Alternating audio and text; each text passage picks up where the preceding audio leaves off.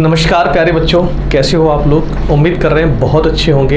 SSC ने अपना pre का रिजल्ट दे दिया है, अपने डेट के मुताबिक चल रहा है।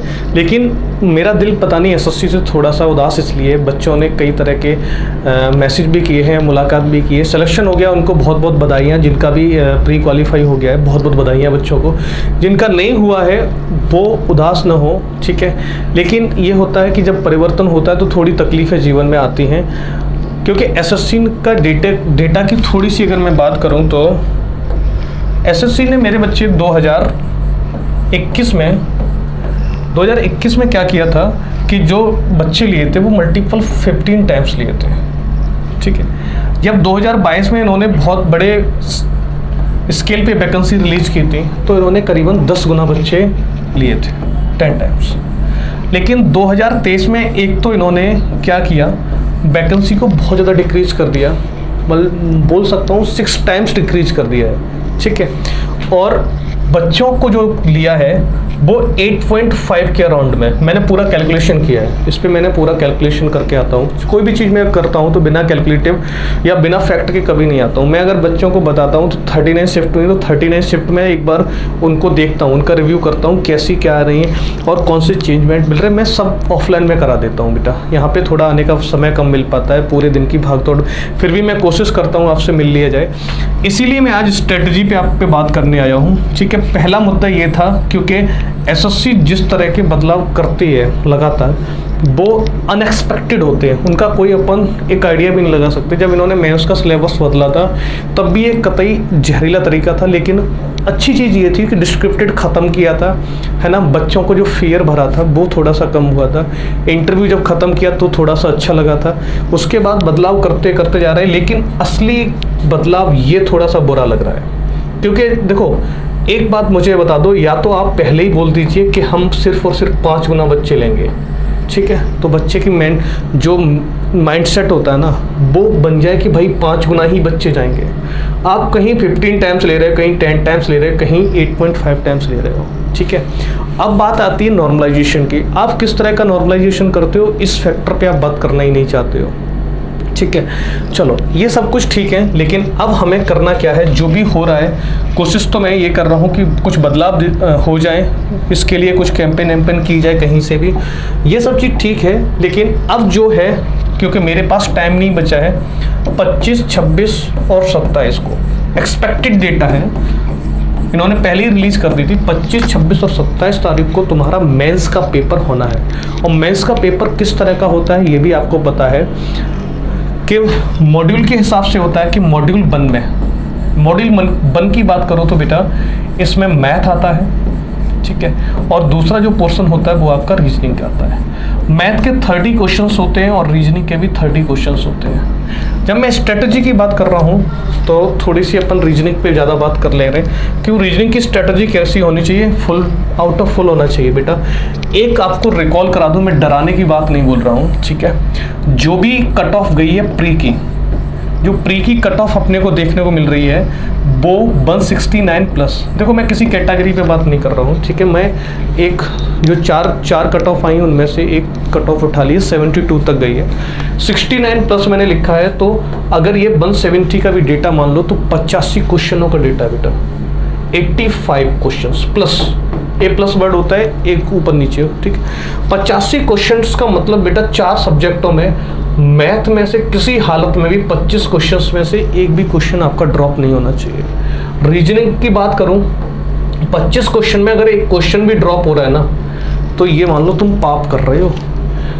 इंग्लिश और जीएस इनमें थोड़ी सी फ्लेक्सिबिलिटी हो सकती है, 22 से 23 क्वेश्चन, और बचे हुए सारे के सारे हम लोग जीएस के लपेटते हैं। इस तरह का स्ट्रेटजी होना चाहिए, क्योंकि बच्चे का मैं जहाँ तक बात करूँ थोड़ा सा जीएस हिल जाता है, क्योंकि इंग्लिश और मैथ और रीजनिंग के चक्कर में थोड़ा जीएस पे बच्चा कम फोकस कर पाता है, और इससे पहले मेंस में जीएस का रोल नहीं था तो और कम करता था, ठीक है बेटा। अब इन 3 दिनों को कैसे ब्रह्मास्त्र करके यूज करेंगे ये बात कर रहे हैं, ठीक है। चलो बेटा स्ट्रेटजी क्या होनी चाहिए हमारे पास, अगर आज से देखें तो करीबन 1 महीना भी नहीं बचा है अच्छे से, क्योंकि 1-2 दिन बीच में हमारे ख़राब हो जाते हैं। 1 महीना भी नहीं है, 30 डे भी नहीं है। 30 दिन की प्लानिंग तुम्हारी किस तरह की होनी चाहिए इस पे बात करो। बेटा कम से कम 1 या 2 मॉक डेली लगाइए और उनका एनालिसिस आप करिए, पहली बात। दूसरी चीज़ मेरे प्यारे बच्चे होती है, इन 30 दिनों में, 13 डेज में, इन 30 दिनों में आपने जो भी पढ़ा है उसका रिवीजन करने के लिए 6 से 3 घंटे के स्लॉट बना लो बेटा। 3 घंटे के स्लॉट बना के आप बैठ जाइए और इनमें मैथ पढ़ने बैठे हो तो मैथ का क्विक रिवीजन किस तरह से करते हैं। जैसे मैं अगर रीजनिंग की बात करूं तो मैं बच्चों से बोलता था, जैसे शीट प्रोवाइड कराता हूं ऑफलाइन बैचों में, तो मैं बोलते तो इस पर स्टार लगा लो, चांद सितारे लगा लो, क्योंकि अपन लास्ट में सिर्फ उन्हीं कॉन्सेप्टों को रिवाइज करेंगे। और मैंने चीख के आपसे कहा है कि आप मॉक देने का तरीका बदलो। जैसे बच्चे क्या करते हैं, मॉक कैसे देते हैं, मॉक उन्होंने दिया, मान लीजिए मॉक, ठीक है, दिया और उसको बंद कर दिया। एक बार देखा, अच्छा ये क्वेश्चन गलत, ये क्वेश्चन गलत। मैं उनसे कहता हूँ एक नोटबुक बनाओ, ठीक है, एक नोटबुक बनाओ और उस पर वो क्वेश्चंस लिखो जो तुम्हें एग्ज़ाम देते टाइम यानी मॉक देते टाइम आप पे नहीं सॉल्व हुए, उनको आप प्रॉपर लिखो। मैथ का लिखो, रीजनिंग का लिखो, जीएस का लिखो। जीएस में ऐसे प्यारे प्रश्न मिलेंगे आपको जो हूबहू आपके परीक्षा में छपे हुए मिलेंगे। क्यों भाई? तो ये चीज़ होती है। इंग्लिश में वोकेबलरी का रोल ज़्यादा रहता है, इसको देखो। रीजनिंग सिर्फ प्रैक्टिस मांगती है और मैथ प्रैक्टिस मांगता है, ये चीज़ होती है। अब तुम्हारे पास एक टाइम के बाद अगर तुम 200 से 500 मॉक दे चुके होगे तो आपको फियर ख़त्म हो चुका होगा। एक तो एग्ज़ाम फियर वो ख़त्म हो चुका होगा। दूसरी बात, आपके पास एक ऐसा डेटा कलेक्ट हो जाएगा जो कि तुम्हें दुनिया से अलग कर रहा होगा, ठीक है। क्योंकि भीड़ के साथ दौड़ोगे तो कुछ नहीं कर पाओगे, आपको अलग दौड़ना है, एक अलग पहचान बनानी है, ठीक है। आपने देखा भी होगा कि G20 की समिट में भाई साहब जो टॉपर आया था, क्या नाम था उसका, फर्स्ट रैंक की बात नहीं कर रहा हूँ, 24th रैंक पे एक बच्चा था। कुछ दिन पहले उसका इंटरव्यू एक प्लेटफॉर्म पे लिया गया था। फिर उसके कुछ दिनों बाद G20 की जो सेलिब्रेशन पार्टी हो रही थी उसमें अनुराग ठाकुर जो हमारे मंत्री जी हैं उनके साथ उसका फ़ोटो देखा गया था, टीवी पे ही देखा था मैंने। और नरेंद्र मोदी के 4th या 5वीं रो माननीय प्रधानमंत्री जी के पीछे बैठा हुआ था। तो एक मोटिवेशन का काम आपका यहाँ से कर सकता है। जो स्टाफ सिलेक्शन कमीशन है ये आपको वो चीज़ दे सकता है जो दुनिया में तुम्हारी पहचान, रुतबा सब कुछ कायम कर सकता है बच्चा, ठीक है। अब बात करते हैं हम लोग क्या कर सकते हैं। मैं रीजनिंग की बात कर रहा हूँ। मैं रीजनिंग में आपको इसके प्यारे प्यारे प्रश्न ऐसे कराने वाला हूँ जो हूबहू परीक्षा में ही आपको देखने को मिलेंगे, ठीक है। चलिए अब हम कुछ क्वेश्चनों की बात करते हैं। चलो बेटा, स्ट्रेटजी के बाद हम लोग पहले क्वेश्चन पे आ गए और ये क्वेश्चंस मैंने अभी हाथ से लिखे आपके लिए। सबसे पहला काम मेरे प्यारे बच्चे अपन इसमें कर सकते हैं डिफरेंस का। इनके बीच का डिफरेंस बेटा कितना आ गया, 1। यहाँ पे डिफरेंस आपके पास कितना दिख रहा है, 3। यहाँ पे डिफरेंस आपके पास कितना दिख रहा है, 4। सर यहाँ पे 7 दिख रहा है और यहाँ पे 11 दिख रहा है। देखो कुछ बच्चों ने देखना पसंद किया तो सर ये प्राइम नंबर दिख रही है, ना दिख रही भाई, कैसे भी ना दिख रही है, ठीक है। और अगर डबल डिफरेंस की बात की जाए तो आपको यहाँ पे 2 दिख रहा है, यहाँ पे आपको 1 दिख रहा है और यहाँ पे आपको 3 दिख रहा है और यहाँ पे आपको 4 दिख रहा है। कोई भी लॉजिक ऐसा नहीं था जो आपको मिल जाता यहाँ से, हाँ या ना, ठीक है। आपने ये सब ख़त्म किया, तब आपके दिमाग में एक चीज़ दौड़ी। देखो मेंस है तो मेंस तो ना, मेंस से मैदान मतलब मजाक थोड़ी है ना, हाँ इस तरह का। तो ये तो सिर्फ आपके लिए क्या है, एक अभी ट्रेलर, पिक्चर भी बाकी है, तो कमेंट करना भैया, ठीक है। यहाँ से देखो मेरे बच्चे, 1 और 3 को अपन जोड़ते हैं तो कितना बनता है, 4। ये रहा, इन दोनों को जोड़ के यहाँ से देखो 3 + 4 बराबर कितना होता है, 7। इन दोनों को जोड़ा, 7 बन गया। 7 + 4 या 4 + 7 एक जैसे लिख लो, 11 होता है बेटा, अवेलेबल है 11। आगे अपन क्या करेंगे, 7 + 11 बराबर 18 और 18 हम इसमें जोड़ देंगे प्लस के 18, क्योंकि इंक्रीज हो रहा है सारे का सारा ऑर्डर। तो 18 जैसे ही आप जोड़ोगे तो इसमें 8, 16, 1 हासिल, 3 और 1 4। इसका जो आंसर आने वाला है वो 46 आंसर आने वाला है, ठीक है। चलिए अगले क्वेश्चन पे चलते हैं। अगला क्वेश्चन एकदम बिल्कुल मेंस का ही है, आपको देखने से ही लग रहा होगा सर यहाँ पे क्या करें क्या नहीं करें, हाय तौबा मचाने लगे तुम, ठीक है। चलो इस पे बात करते हैं। एक चीज़ बताओ, 2 का क्यूब बेटा कितना होता है, 8, ठीक है। सर 4 का क्यूब होता है 64, मैंने 64 लिखा, ठीक है। 3 का क्यूब होता है 27, इन 3 डेटा का यूज करके 45 बनाना है आपको। चलो मैं एक काम कर रहा हूँ, मैं इन दोनों को जोड़ के दिखाऊंगा आपको। पहला दूसरा अगर जोड़ दिया जाए, यानी कि हैशटैग की जगह प्लस ले लिया जाए, तो इन दोनों को जोड़ोगे, इन दोनों को जोड़ो तो बहुत ज़्यादा चला जाएगा। इसको जोड़ो, या एक काम कर सकते हो, 8 और इनको जोड़ के 64 से घटा सकते हो, या इन दोनों को जोड़ के 27 घटा सकते हो। मैंने जोड़ा तो 8 4 12 हासिल 1 और 1 72 72। अगर 72 से अगर 27 को सब्ट्रैक्ट किया जाए, यहाँ पे माइनस मान लूँ, तो इसका जो आंसर आने वाला है मेरे बच्चे वो आ जाएगा 5, और यहाँ 6 बचा, 6 में से 45। तो एक चीज़ मुझे क्लियर हो गई सर, हैशटैग को अपन प्लस से डिनोट कर सकते हैं और @ को अपन माइनस कर सकते हैं।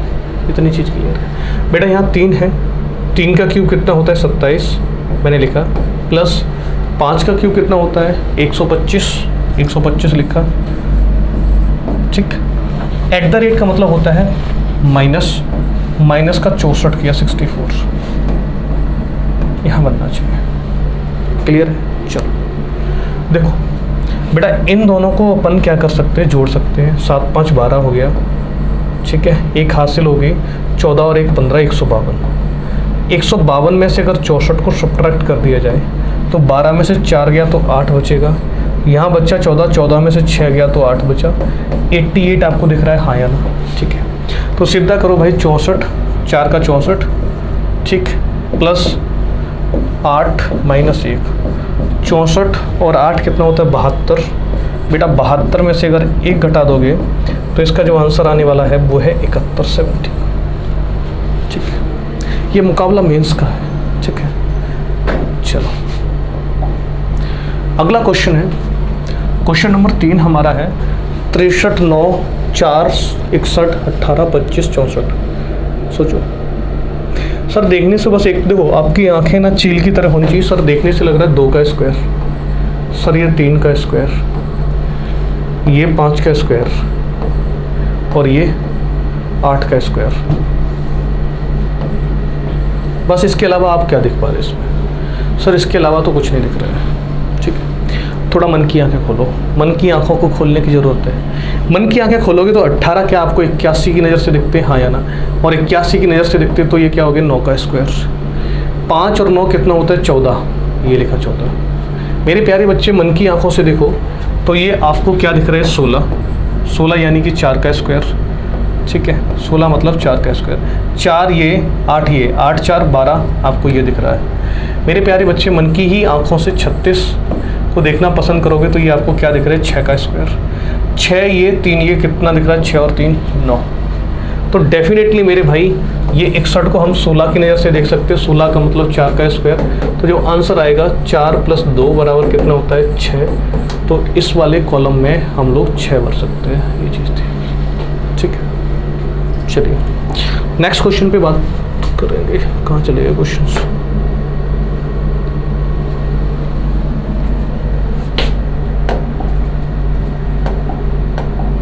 अच्छा ये क्वेश्चन है A B upon C Z Y upon X D E upon F W B upon U G और एच। चलो देखो भाई क्या सोच सकते हो? सर एक तरीका तो ये है मेरे पास, ए का अपोजिट जेड, बी का अपोजिट वाई, सी का अपोजिट एक्स।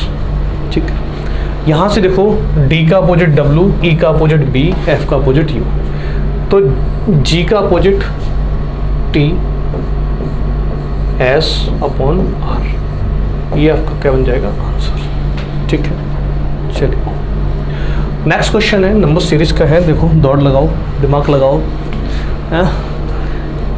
अगर कुछ समझ लो पॉज कर लेना वीडियो को। देखो मैं ज़्यादा टाइम नहीं लूँगा क्योंकि आज है ना, आज की क्लास मुझे थोड़ी जल्दी वाइंड अप करनी पड़ेगी। 5-7 क्वेश्चंस और अपन स्ट्रेटजी इतनी भी बात करने आए। इसको पॉज करके सोचना पहले बेटा, आपको कुछ समझ आ रहा है? कुछ भी नहीं समझ आएगा। ठीक है, आपको है ना इस क्वेश्चन को देख के आपका कॉन्फिडेंस गिरेगा या बढ़ेगा?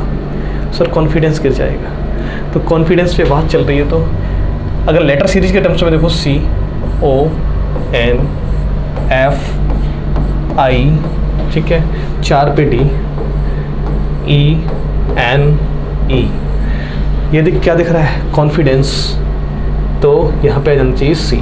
सी का बेटा क्या होता है 3। तो यहाँ पे जो आंसर बनेगा वो है 3। ठीक है, चलिए नेक्स्ट क्वेश्चन पे बात करते हैं। बेटा 48 से 60 बना है, तो बच्चों के दिमाग में चलेगा सर 48 से ना अपन 60 को बना रहे हैं, कट कर दीजिए, 12 चौक 48 और 12 पंजे 60, यानी कि 5:4 का रेशियो मिलना चाहिए। मेरे प्यारे बच्चे 5 का रेशियो यहाँ मिल सकता है, ठीक है, और इसके अलावा कहीं भी नहीं मिलता है। 5 तो कहीं भी नहीं आ सकता इसके अलावा। तो इसका मतलब ये तो logic sir tata bye bye, ये लॉजिक हमारा क्या हो गया, टाटा बाय बाय। ठीक है सर, एक चीज़ कर सकते हैं, 48 में अगर 12 का एड ऑन कर दिया जाए तो 60 होते। मैंने कहा ठीक है भाई, यहाँ पे कितना हो गया 64, अगर 64 में जोड़ोगे तो 76 हो गया। भाई गलत जा रहा है।